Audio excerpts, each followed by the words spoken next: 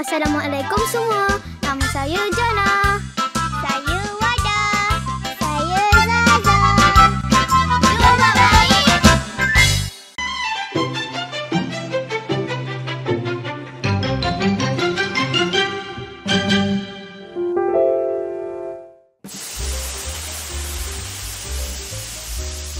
Ya Allah, sedapnya KFC. Nak order KFC lah.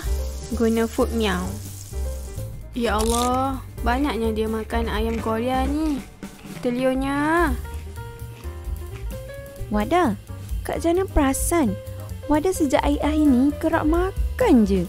Makan makanan tak sihat pula tu.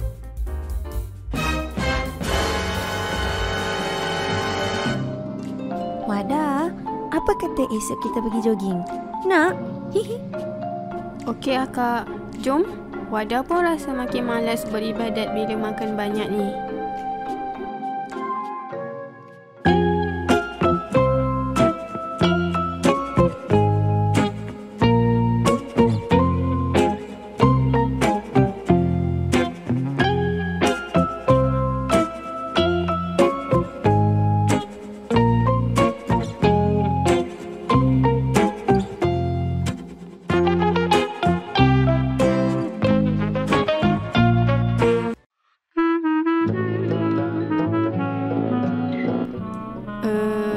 Mama, nak tanya, macam mana nak baca doa makan?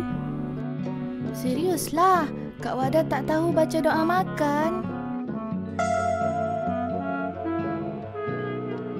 Zaza yang paling muda daripada Kak Wada pun tahu baca doa makan tau.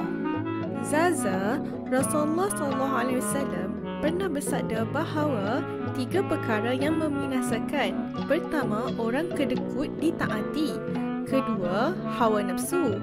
Ketiga, seseorang itu merasa kagum pada dirinya.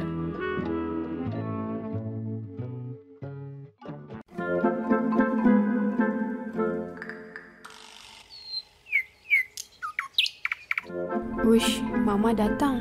Kena masukkan duit dalam tabung ni. Harap-harap Mama nampak.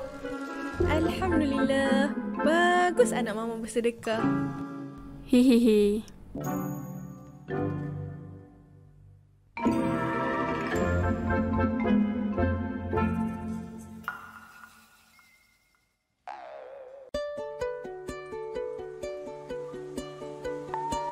Semalam, Kak Jana bangun tahajud tau.